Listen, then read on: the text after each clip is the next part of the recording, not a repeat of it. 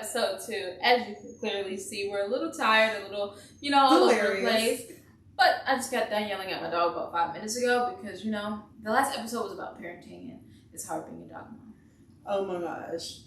She's the worst. She raised me. Yeah. Are you excited about it? I'm excited. I'm really excited. This is going to be good. I think this episode is ever growing because these topics are constantly changing in our lives. You want to start? All right. I guess we can. I'm ready when you ready. You ready to dive in? Y'all ready? I'm ready. Not really, but I haven't swum in like 10 years, so. I don't swim. My job is not swimming. It's to wear a swimsuit and be cute. The diving was metaphorical. Period. But, so we're going to start this episode talking about spirituality and religion. Pray for us, okay? I just want to disclaimer real quick. We do not mean to offend anyone.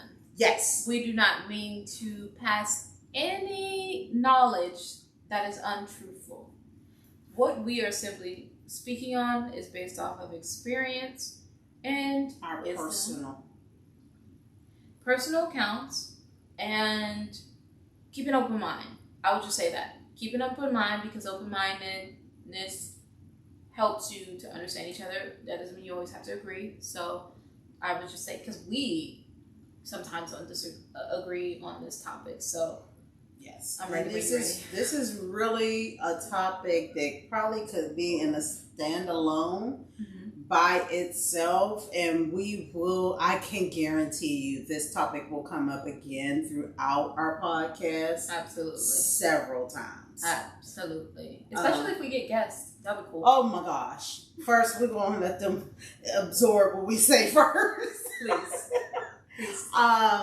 Because one thing about this topic itself, spirituality and religion, a lot of people have biases. Mm-hmm. I would definitely say I have this thing that I have two things I must say about me that I say on a regular. Number one, you're going to stop slapping my daddy name on your BS. Mm-hmm. I say that because God is my dad in every aspect of the word. Of what you think a dad is, he has been for me. So you will always hear me refer to him as daddy. And number two, you will also hear me speak on the fact that I will never in this life, and we don't talk about never, but I will never be religious because I know my dad is a dad of relationship. Mm-hmm. And when you become religious, now I do things religiously. Absolutely. I read my Bible religiously. I make coffee every morning. I pray religiously. I have meditation. It's an action. It's something that should be a thing. Right. A necessity. For life, me, it's an action. Right, that part. And what I mean by I would never be religious, there are actions that are attached to religion that make people religious. Mm-hmm. And as long as there's breath in my body, I will not be a Pharisee or a Sadducee. Because so many religions are so religious, they separate the spirituality part of it. Yes. And they make it some bad thing because it's like they tied it to spirituality is religion. No, it's not. No. It's not. Trust me. It is absolutely not. And I think that is one thing that I've had to learn over my course of finding myself and just walking in my own spirituality and my own spiritual journey was learning that. And I thank God every day for the experience I had because I know a lot of people will not and will never have my experience. I went to God. I was always spiritually attached. I was always in tune. And I knew things before I even was supposed to. I got visions before I was even supposed to. like at 10, things like at 5 years old, like knowing my sister had passed away and I never even knew, but I missed her because I had a connection to that spiritual side, even at a little older of an age. And to still be so aware of it so many years later and remember and recalling those things is one of those, like... And they try to make it taboo. They try to make it... Because what religious folk tend to do is try to make spirituality the bad. Yeah, it's like they look at it as voodoo, witchcraft, crystals, and we're talking about these things because one of the things what everybody keeps forgetting, God is spirit, and you are spirit. So why can't we be spiritual? So your spirit is always yearning to be connected to its original source. Absolutely. And when you this is flesh. This is going to pass away. This is temporary. This is a flesh being. We're spiritual beings. Truly. Yes. We're truly spiritual beings. Yes. And to say that you're not because you're part of a body of church. But they'll say that you're energy. How? Yeah. What is? Yeah. I can't make the correlation. You can accept that you have neutrons and protons and all of these things firing, but you cannot accept that you're a spirit. No. I want to start asking some questions. Okay. For both of us, but I want to say what does spirituality mean to you? It's a deeper and higher level of connecting to my original source, which is God. Mm-hmm. It is, I feel like there's levels to this thing. There's levels to this. Yeah. And he meets us exactly where we are. And it's just like a baby. You don't give a baby table food. You nurture that baby. You groom that baby. You teach that baby. So God is teaching you the essence of who you really are. And when you become more spiritually in line, he gives you more and stretches you further. Because he's the highest form of spirituality, in my personal opinion. And if we are every day working to rid ourselves of the flesh and become more like him, you're becoming more spiritual every day. Yeah. What about you? I think spirituality is my whole point of existence. Mm-hmm. I think, to me, spirituality is my life. It saved my life. Mm-hmm. I think there's this idea or this expectation that everyone's journey in religion is supposed to be the same. You get baptized, you get holy sanctified, and the preacher preaches his word to you. Go home and you get a blessing and a miracle, and you get the holy oil. And everyone's experience is pretty much similar in the church. I wouldn't say that there is anything quite different, but with spirituality, you learn that each person's spiritual journey is different. Each person's spiritual experience is different. Awaken is different too, but also similar because that's what ties us together. We're all spiritual beings. We all come from the same source. If you think about it, that's also when you're saying your kindred spirits or your soulmate. How about let's talk about soul ties? Yeah. How about that? Our energy. How you feel? Yeah. For me, soul ties are real. But I think soul ties are real when you are sexually active with a person. I think soul ties are real when you are emotionally connected to a person. I think soul ties is more than just... It's not just an intimacy thing. Yeah, it's not an intimacy. You can attach yourself to a role model. That you can attach yourself to an actor, an actress, or a celebrity. Mm-hmm. And that be a soul tie to the point where you'll throw yourself in front of a bus for that person. And nobody understand that. Yeah. People don't really understand how strong the spirit is. Mm-hmm. It can how actually, powerful you are. It can change the essence of your aware of being. Mm-hmm.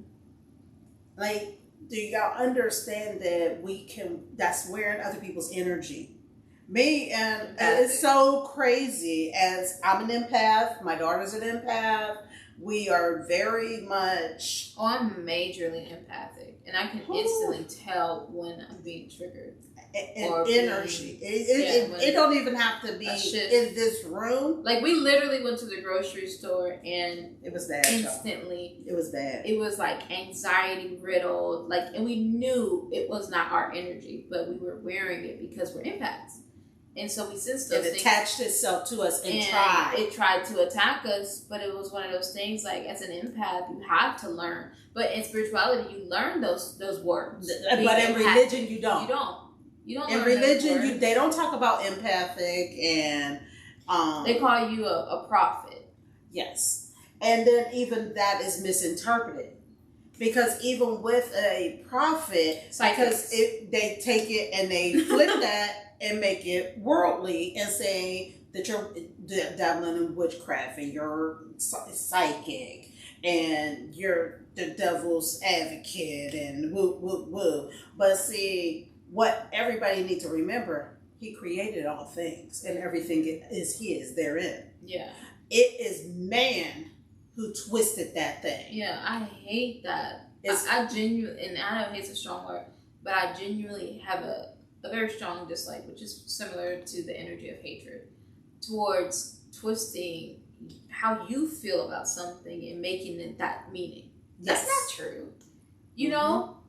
Why is having a crystal in my pocket so bad when we came from if you're a Christian, we came from the very thing called a rock, called soil, underneath your feet.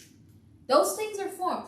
Why is it so bad that I carry a quartz in my pocket when you carry it in your pocket too, but it just happens to be on a microchip in your cell phone? Because it carries energy and it holds information. Or, the other example I use all the time. What? Himalayan salt. Oh my gosh. Like, use pink salt all the time. That's crystal. Salt is crystal. So, it's okay. You can't decipher what is and what's that's bad, but that's not bad because I believe it's not bad. No, that's not how that works. No. that's not how that works. You can't say stuff like that. Or you're not, see, this is my thing, where we're talking about spirituality and religion. So when you grow up and there's with a religious mindset, you can't really readily accept the spirituality. No. Because it's so hammered into you. You're like it's like being in a church is like being in the military. Like, literally. There's so many things. Sit, pray, Bible study. You gotta dress this way. You gotta sit. You get to this age, you gotta go choir. You gotta do this. You gotta do that. And if you don't, you're a wayward child.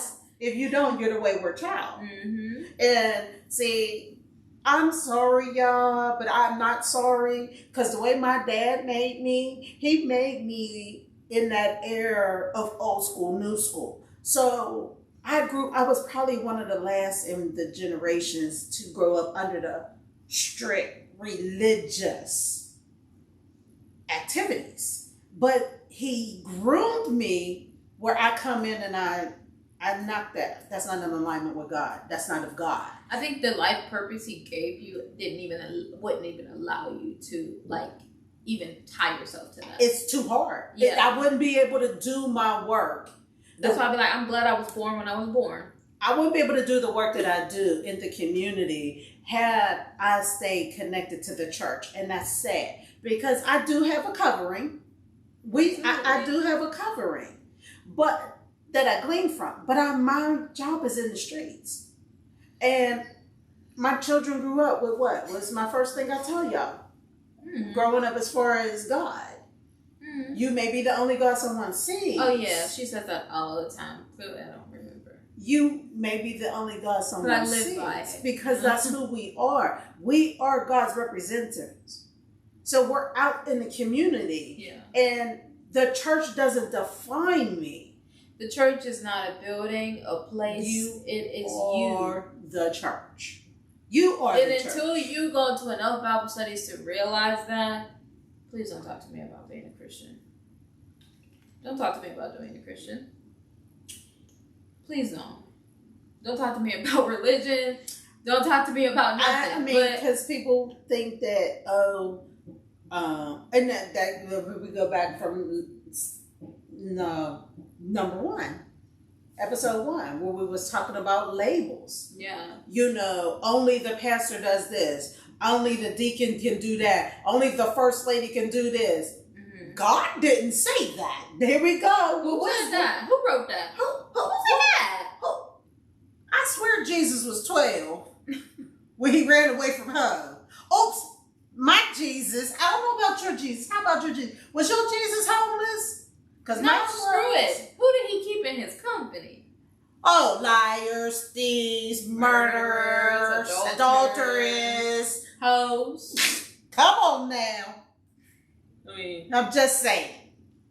This was the ones that he was thick as thieves with. Literally. But they said, you know, they sold him out. Yeah. So, and I swear, Jesus went in and turned tables over. Yeah. But I'm not supposed to get angry. I'm supposed to say. Because he was a spiritual being. He was never a human being. No. And I think people forget that. Like, he was God's child. Like, literally, his seed, his spawn. Yes. Like, he was not created the normal way. He was touched. She was touched, pregnant, you know? So, that's my dog in the background if you hear her. But I think she wants to be a part of the show, y'all. She wants to be. She got her own spirits.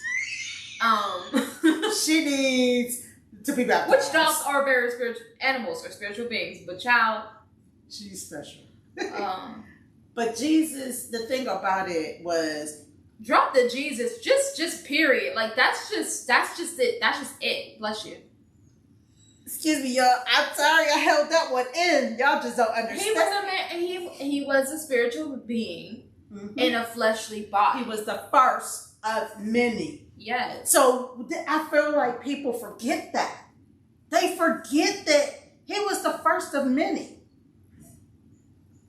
He was the first earthly representation of us. Well, you're truly supposed to be. But we are supposed to be. Exactly. Yeah.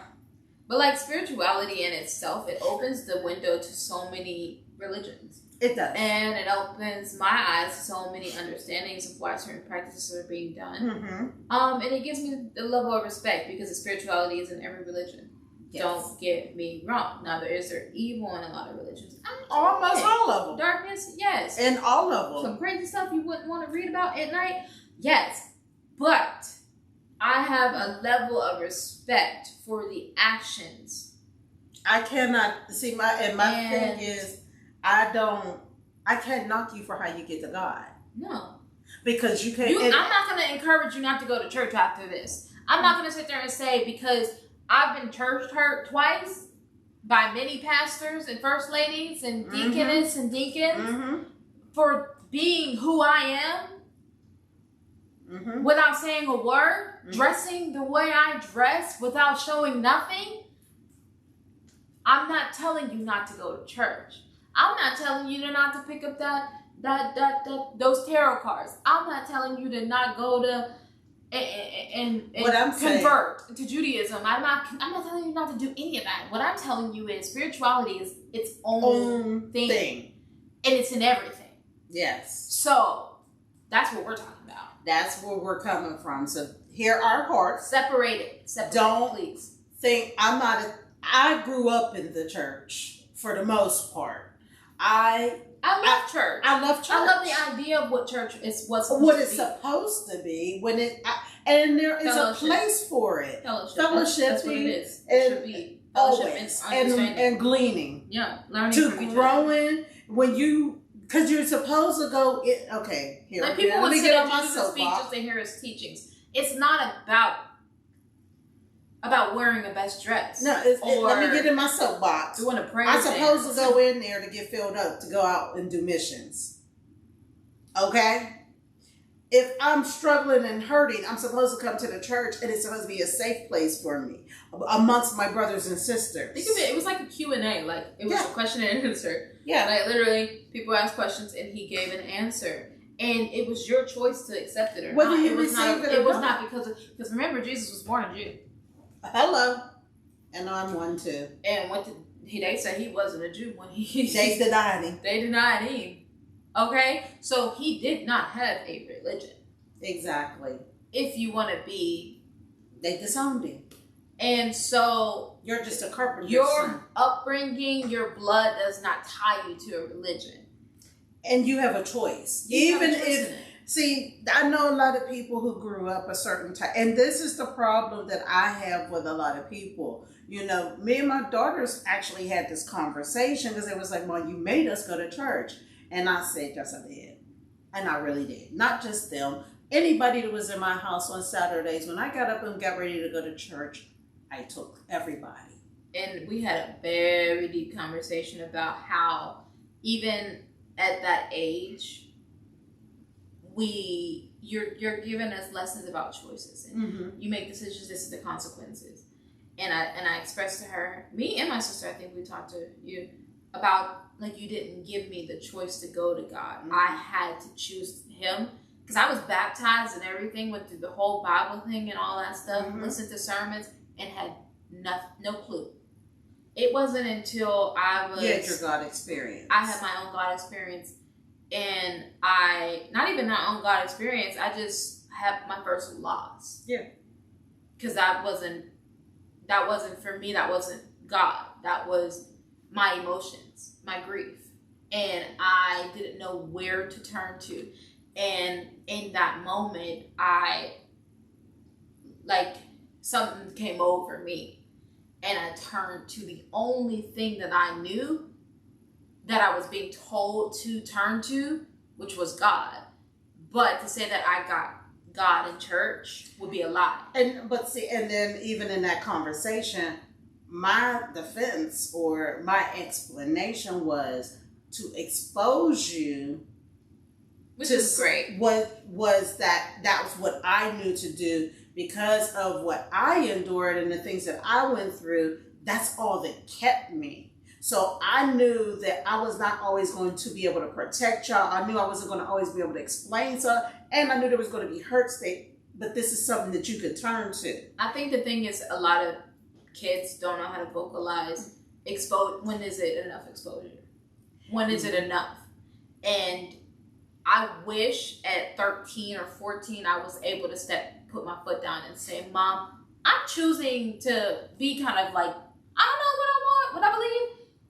I just know that I talk to somebody and they help me out occasionally, and that's great, and I love it, and I pray, and I cry out, and that's that. I do understand the scripture, because even at a young age, I've always understood scripture, and I've always been able to interpret it. She's my spiritual child. But it was one of those things, like, I wish I was able to come to you and say those things, because I think the church hurt would have never happened.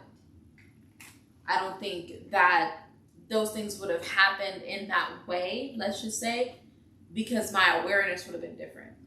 And I wasn't spiritually aware at that age because I didn't understand spirit. I didn't understand what was going on, what was happening. All I knew was I needed help. I needed him. I needed something other than you. Other than me, and other than you, and other than people around me, and other than the building that I was going to every Sunday.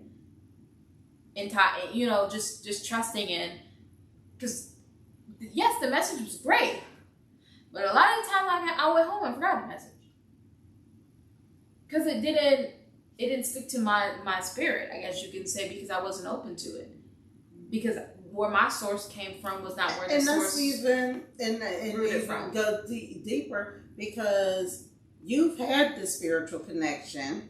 Yeah. And there's been conversations we've had over the years, not even just about church, but where your sister is really just now tapping into that. And all three of my children were taken at the same time. And my brother, child. But see, this is the thing. I know he knows who God is. Yes. I know he knows about prayer. And I know that he knows he's covered because of me. So that had to be enough for me. And that was all I wanted, was because I think your intention of what you wanted and the display of what happened were different. And I think now, as like her generation, obviously it was a take your kids to church thing. And it was your kids had to go if they lived in your household. That was just a thing that every black, at least in black family households, that's what we do. We go to church on Sundays, and then we stay after church, and then we're there until 2:00, and then we're eating, and then Monday happens, and that's just that. Starts off a new week. But for me, it was a learning curve for what if I were to have kids. How would I expose them to what I believe in and not pressure them or have them feel pressured? Because that's not my intent. Mm-hmm. How would I go about that? And I think that's a learning curve for a lot of people who are exiting the religious part of life and entering their spirituality, especially during this pandemic, is what's my next? And how will I carry that into the people I want to surround myself with, inspire, and also hopefully raise? Mm-hmm. And that's still a pending question in my head, is how will I go about that? Because I want to instill within them the right things and to be a good person. But it's like, what is a good person? Especially in spirituality, crazy. So it's like we do crazy things and we say crazy things, but eventually it makes sense. So it's just one of those things like, how do I go about that? And there's no way but to let them choose. And to just share with them, hey, there's this religion out there, and there's this, and there's that. And you choose to believe in whatever you do. But find something to believe in to help you believe in yourself enough. Because, if you don't have this, if you don't believe in yourself. Prime example about multiple religions. I have somebody that was a Jehovah's Witness. Honestly, that was my first exposure. That was my first exposure to God. And it did not align with my spirit.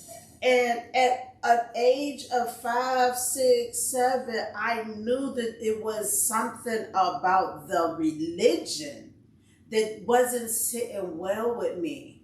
So I never even opened myself up to learning that. And even as an adult and still being around that family member, it made for trying times because our beliefs were really different.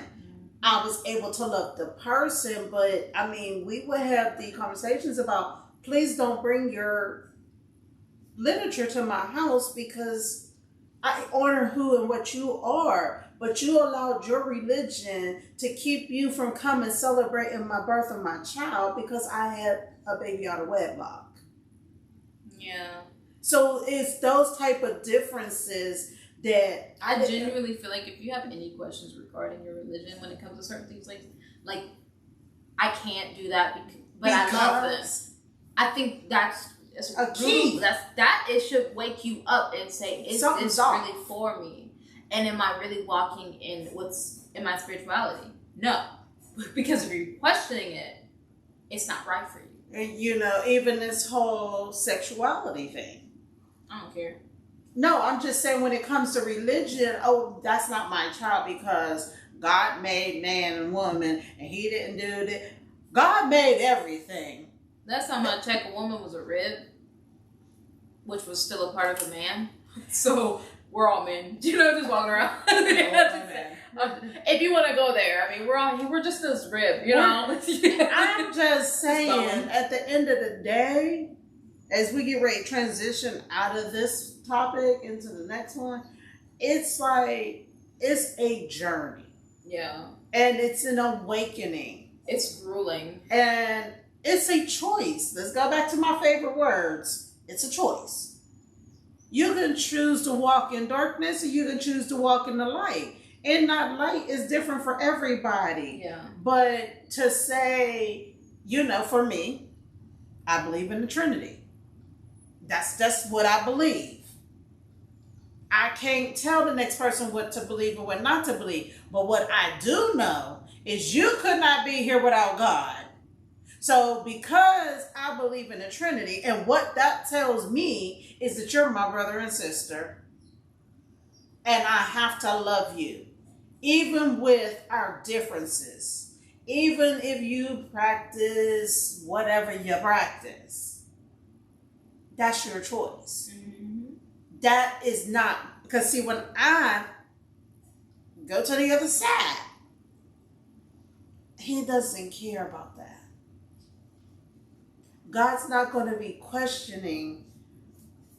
I'm not willing to get in trouble because I disowned you because of a difference.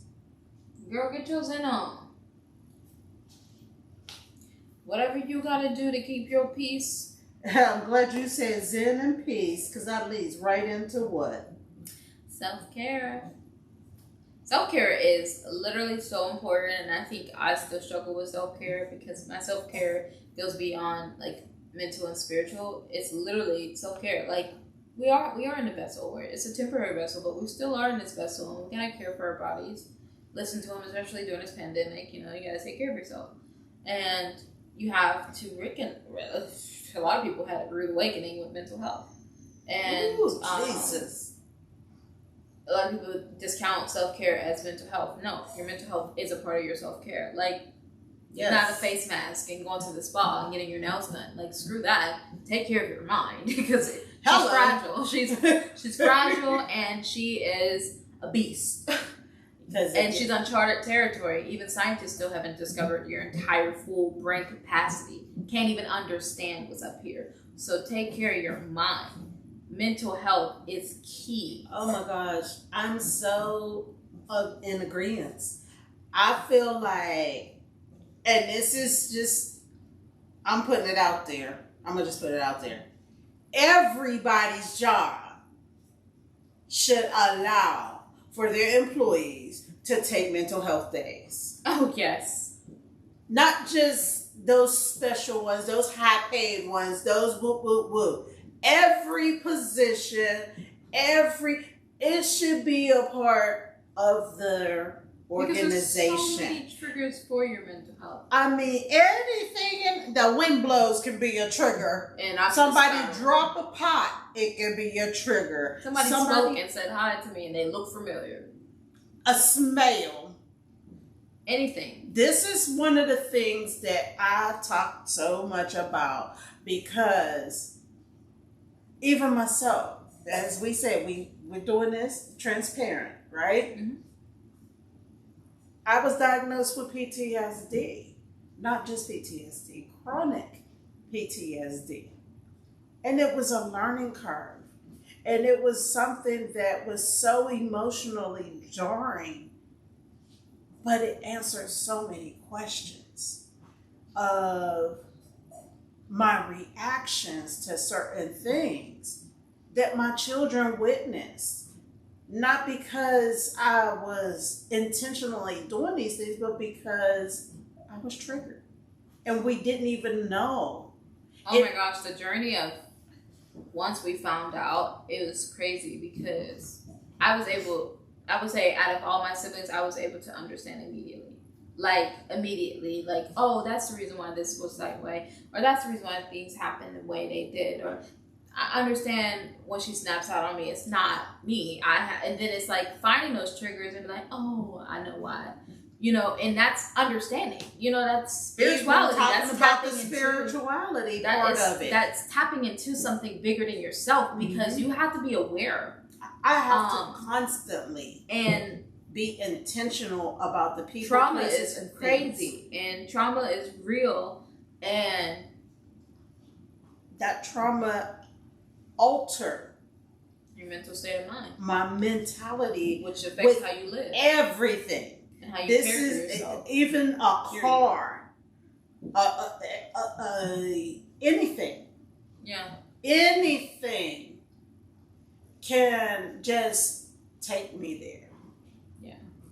And it's not no rhyme or reason. And that's why people don't understand the magnitude of what trauma really does and when you don't do the healing. Yeah. And that's a key piece in self-care, is understanding your triggers, your traumas, your responses, how you react, who you can't be around, creating a safe place. And that requires a little act of selfishness.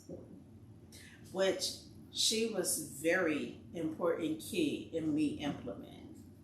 Even though God came to me and told me that. I was in a mental episode, let me say, because I struggle with depression really bad. I think everyone has depression in a way, but my depression stems from really genuinely nothing. I just have days where I'm just like not there, and I was lying on my living room floor. we're not going to let you own that, because at the end of the day, your depression don't come from nowhere. It was from me, passed on. Well, yeah. I mean, she was mad when she had me. No, I was depressed. I was super, super depressed with my pregnancy with her. And this is one of the things that people don't talk about. And I suffer from it now. And now she suffers from it. We deal with it together. Yeah. Because I still suffer from depression. But mine is, I don't get it. Like, I really don't. Because I know it's there, but it's like I don't understand it. Because it's like I don't know why it's there. But I was on the floor and I was crying and then I was meditating and then I was just laying on the floor. My favorite pastime. Especially when I'm like... Other than sleeping. Yeah. I fell asleep. But in the midst of that, God talked to me and he said, daughter. And then that was the first instance where I was like, I hear something other than my voice. So I don't feel like I was going crazy. And he said, it's okay to be selfish. And I said, what?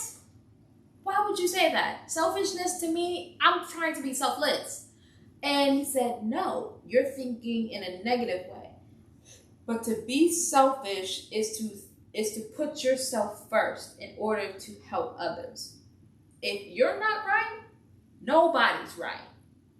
And if you got to question anything in regarding to yourself, you're not 100% self-aware. So you need to say, I need to step aside because this energy right now ain't right. You need to be the one to say, I want to buy this because I want to. This is my desire. You need to be able to put your makeup on because you want to. Not because you have to cover up, not because you want. It's an artistry. It's an expression of who you are. Mm-hmm. It's an enhancement of what you already have. You know? And when he said that to me, I was like, it's okay to be selfish. And I didn't take it and run with it. I'm just like that.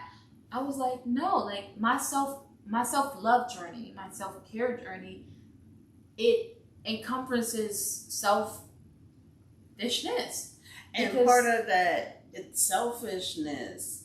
Some people would say cutting off certain family members is selfish, but it's not for us. It's right? healthy. It's healthy. It's a healthy coping mechanism. Allowing that toxicity in, allowing that unhealthy attitude, knowing you're not stable enough to even endure it.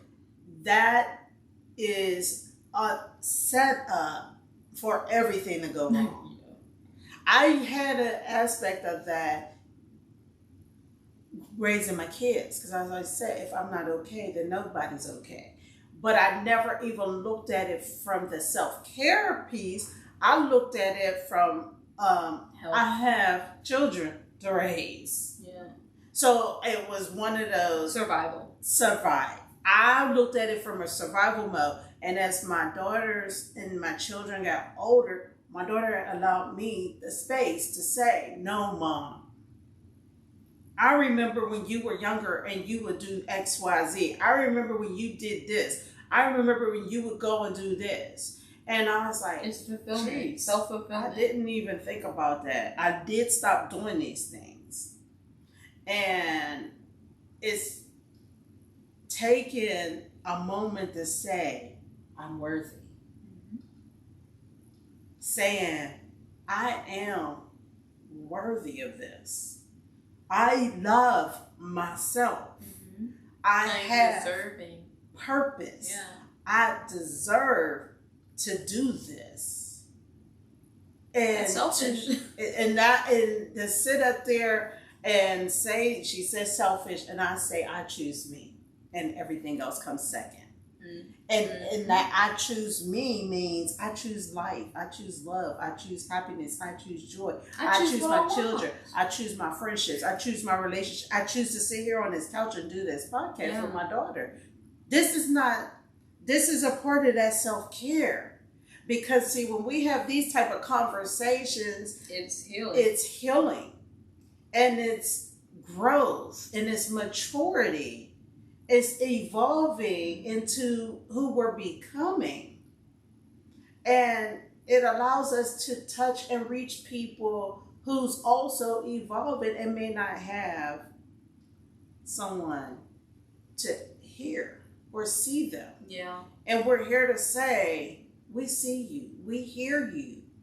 We know that struggle because we've gone through it too. And there's too many people that don't want to sit up and talk about it, or they want to only listen when it's a celebrity on the couch talking about it, when the normal everyday people are like they're not dealing with it. Yeah.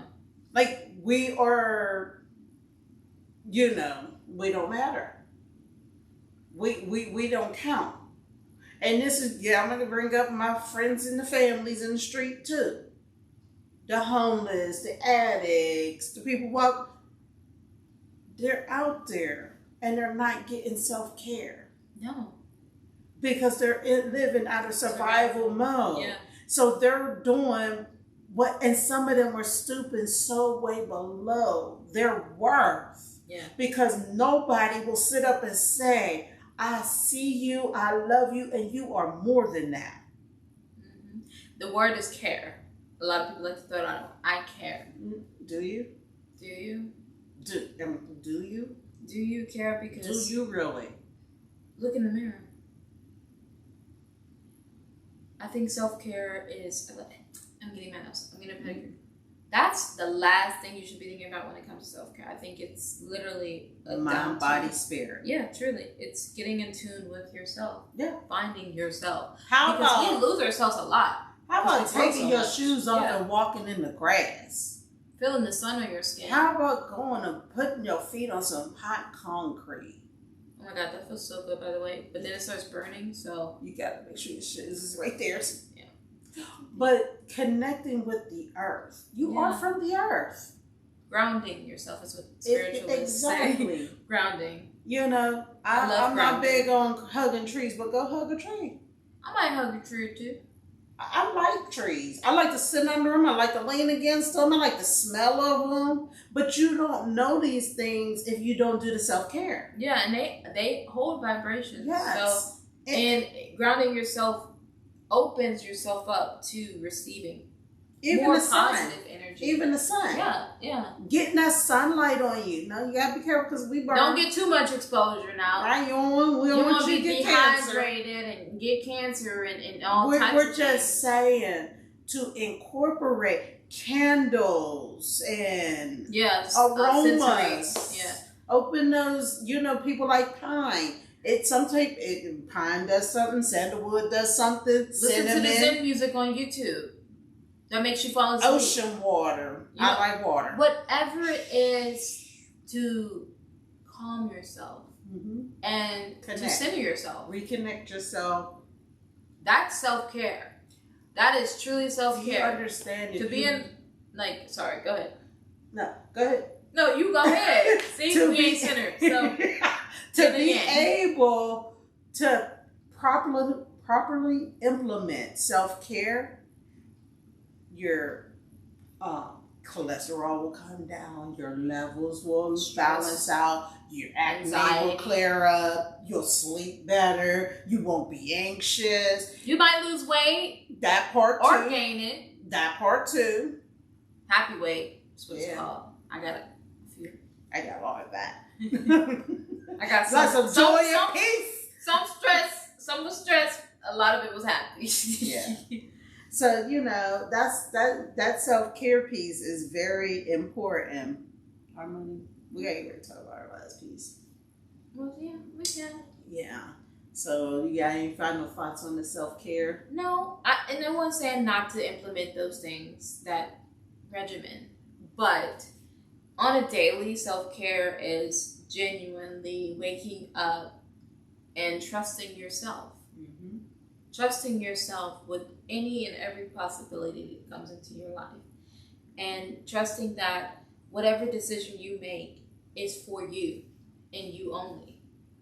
Because, I always say, you only have you in this world, but in order for you to extend yourself, you have to be one with yourself. You have to be whole. And I'm not saying I'm perfect. I'm not saying I'm whole. Some days I feel half. Sometimes my glass is half full. But some days I am so full light and you can clearly see it as clear as day. And I'm not even aware of it. Because it was an internal self-care that I was doing, where even letting go of things, releasing things, is a form of self-care. Forgiving. Oh my God, it feels so good to let go and forgive. Oh my gosh, when you can learn how to forgive. Not forget. No one's saying forget those things, because I hate the word forget your past. Your past is in the past, and I don't like that. We'll talk. That's a whole other show by itself when people tell me to move on. Now you talk about triggers.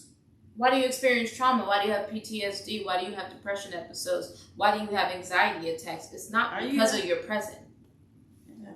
It's because of your past. And that ties into reflection. Exactly. Because in this journey, we learn to reflect. We learn to use our past as a stepping stone, as a blueprint to experience. Because, we've experienced so much stuff, like deja vu moments. Like, oh my God. Like, I'm so glad that I experienced it 5 years ago, because now that I'm in it again, I'm so much more aware. And I'm maneuvering through it, and I come out triumphant, and it feels freaking good to just say, like, wow, like, it's really working. Like, and then to sit there and say, I am proud of all of me, past, present, and future. Embrace. That's my word for that. To be able to embrace the good, the bad, and the ugly, because in that reflection, there's healing. I will tell people, and I just said it earlier today on another live, that I will forever be healing from something. Mm-hmm. Because as you level up, as you reflect, you can go deeper. Because you got to remember, we talking about spirituality too. You becoming more spiritual. So becoming more spiritual is becoming more aware. A whole another level of awareness. A whole nother level of self-care. A whole nother level of, deepness to your walk and who you're evolving into and becoming. Would you agree? Because with that reflection, and then we talk about perspectives a little bit ago. When you reflect, you can see your wisdom, your growth, and maturity, and see where you're growing. Yeah. Or where you still need work. The contradictory too. Yeah, like, oh, I really thought that? Oh, I was so off the mark. And be able to own that. Own that. You know the India Irie song, I Am Not My Hair? Yes. Yes. But you are. You are. You are those things. And we struggle with self-identity too. Yeah, people use that for I understand the concept of the song. Yeah, it's deeper than that. Yeah. And if you don't understand, if you don't know how to reflect, then you don't understand the thing. Yeah. But a lot of people don't understand that those things are you. And a reflection is not truly you. Yeah. It's not who you are, it's what you are. It's what it sees. That's it. It's not telling you that you're crying. It's not telling you that your eyes are about to pop out your head. It's not telling you that you have a pounding headache. It's just showing you your two eye sockets, your nose, your breath in your body sometimes. If you're breathing, it shows you, oh, I got a scar here and I got a scar there. That's just that. It's a reflection. But it's not who you are. No. And people say, oh, forget the past because it's who you... I thank you for accepting me for who I am. Why wouldn't I? Because that wasn't you now. And my whole and thing it's okay that was you, because I understand that was you becoming. I understand that you understand. Yeah. See, this is the reason why we're doing this, because we have that revelation. Yeah. There's too many people walking around in this world that cannot let go of their idea yesterday. Yeah. Yeah. They can't let go of who that, like, even, okay. Stuck in the past, literally. People get upset because I use my trauma and my abuse. Why do you keep talking about it? Why do you keep doing this? Why do you keep... Well, first of all, it happened to me. It's happening around me. And it's what the tool that God used, and that's how he uses me in the community to reach those that are lost, is that they can relate to my story. So at the end of the day, screw you if you haven't dealt with it. This is my truth. I'm standing in and on it. Mm-hmm. And it's a tool for me. I'm not held in bondage to that. No. But if you truly are walking in it, and if you're truly healing it, you can do those things. And you have freedom. You have freedom to say, like, there's things that come up, and it brings a tear to my eye. And it's not so much, it's not a tear of pain and hurt and you anguish. Still experienced it.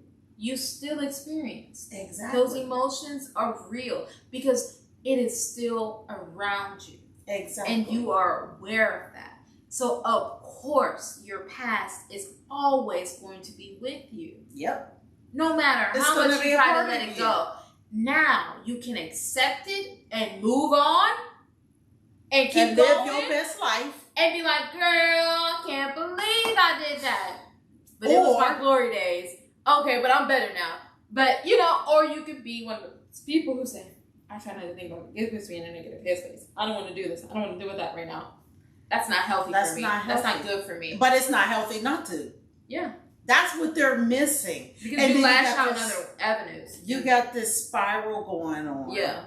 And you are reacting and not responding. And that's where the alcoholism comes in. That's where the drug addiction comes in. That's where abuse... That's where, lack of self-worth comes in. Mm-hmm. That where not standing up for yourself comes in. You become one of those recluse, and that you can't speak for yourself. You lose your voice. Honestly, I feel like I've lost myself so much.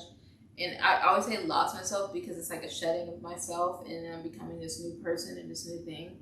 And every year I'm like a completely different person than I was beforehand. And one of my major reflections is I am becoming the woman that I've always dreamt of being, because every year it changes. Every year it grows. Every year it expands. And every year I add something to my plate. Like one of my affirmations was love, happiness, and wisdom. And once I felt like I mastered, or I started working on those things, I changed that to love, happiness, and success. And learning those things, like what the world says success is and what my success is, and and you're able, though you use reflection in those words. Yes. And so to say that you can't look at your past because it's not good, it's not healthy, it doesn't matter, is a lie. But it does. Because it applies to everything you experience in the future. It's shaped and molding. It shaped and molded you into who you are. The reason why we're doing this podcast is from past experiences. Yeah. We're not talking about stuff that, like I keep saying, that we haven't talked about. These are conversations we've had multiple times, and we're still having them because they're still important and irrelevant, and it's still something we're experiencing. Like I reflect every other day. I feel like, I swear, I don't even look in the mirror sometimes at myself because I do so much self-reflecting. I be like, child, I don't even want to see what I look like in the morning. I be in tears, but I be feeling better because it helped me elevate. You purge. Yeah, you purge. You strengthen and you grow. If you choose to. Now, see, there are people, and thank God, God created me the way that He did, because this is what I do in life. I help people process that and walk through that, because some people aren't strong enough to do it by themselves. I had to be strong enough to do it right, that part. Yet. So that's where I come in until they can stand on their own 2 feet. And strength doesn't mean holding it together and keeping it all in. Strength means Because I letting melt it go. down too. It means letting go. I have a whole meltdown. Releasing so much. Because a person can pull you off of a cliff if you stop trying to pull them. Mm-hmm. If you let go, if you and just let relax, him help you instead of freaking out, gripping their hand, that's making how it worse, drown. dead body weight in them. Just let go and release and trust in the process. Trust the process, because it's not about your strength. It's not at that point. You gain strength from experiencing. You gain strength later in the lessons and reflection and understanding how to pinpoint it in different avenues in your life and experiences in your life. But strength in reflection, like I still be like, I'm not strong some days, and that is okay. It's perfectly fine. I cried at this one. I cried at dog videos last night, and that is okay. A whole nother one of my things. It's okay not to be okay. Yeah. Y'all have to understand and say it. It's okay not to be okay. But it's not okay not to stay. It's not okay to stay there. Mm-hmm. It's okay to have moments. It's okay to purr. It's okay to be angry. It's okay to have your... Yes, because those are... You have to go through them to get... to the other side. They'll be like, you're not supposed to let a kid have a tantrum. Why not? He's upset. Let him be upset. But tell him what he did wrong, and maybe his emotions will be different next time. Now, he's going to have the same tantrum the next time, but what trials, it'll come and it'll happen. I'm laughing because I'm about to say something. She's getting ready to look at me like I'm crazy. When they were growing up and they would get in trouble, they was allowed to cry. But what did I do? Go to your room until you get done crying, and you can come back and talk to me when you get done. I know, she'll act like nothing happened. And I'm like or the one was, I'm crying. Do you want me to give you something to cry about? And I'm like, wait a second.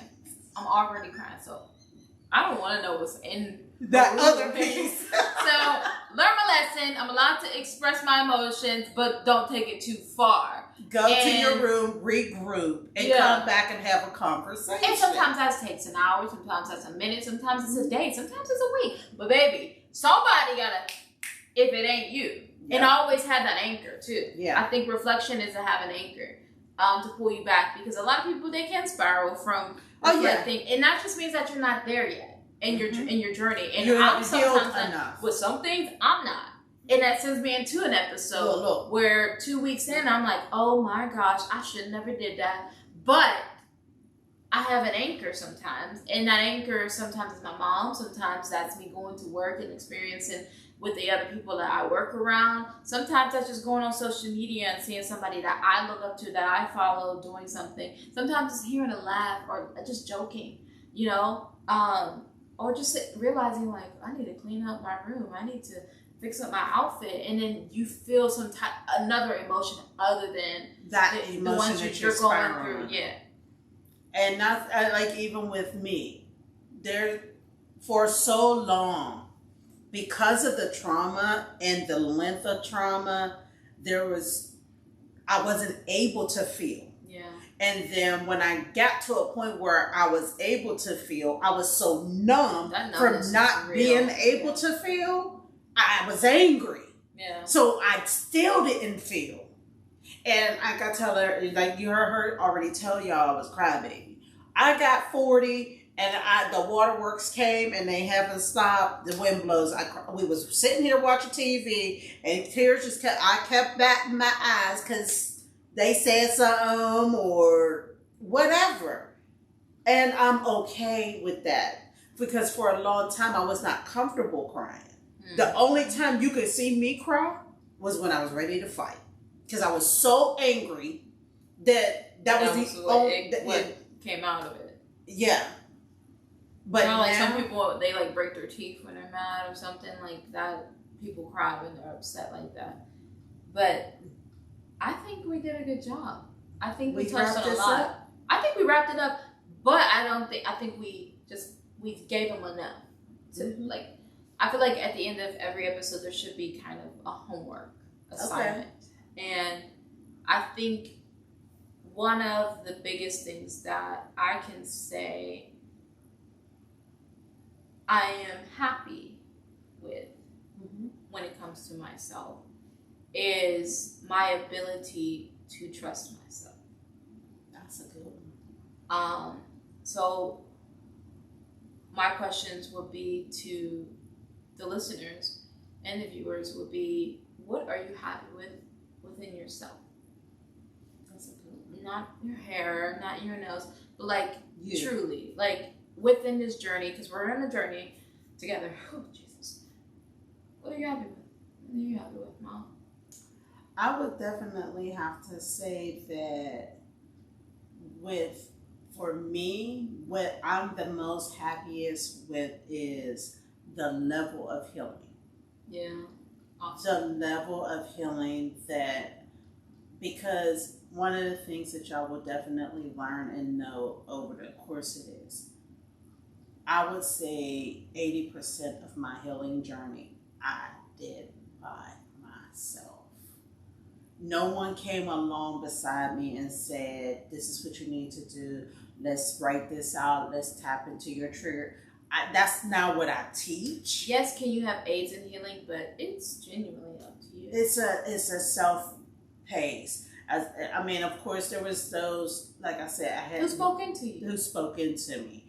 But it was very rare and very limited. And most of it was not those that should have been. It was strangers. Mm-hmm. It was teachers, like my kids' teachers and peers and stuff like that. Their peers. And I'm still learning to trust myself and everything. But I'm most happy with where I'm at. Mm-hmm. In that, because you're still healing and I'm still trusting. Because I don't trust everybody. I don't trust. And that's a whole nother subject. We'll talk about that. But that's attached to the trauma. But the thing is, you're not supposed to trust everybody. No. You just believe in things. Mm-hmm. And you have the best intention on receiving with the trust. To me is a different word, so we'll have a whole different day for that. Yeah, we don't want to keep dragging this one on, but we want to know and we want to hear from you. What are you happy with within yourself? What are you happy with within yourself regarding your journey? Yes. We love you, and we thank you for joining us for another crazy episode between the Dolbies.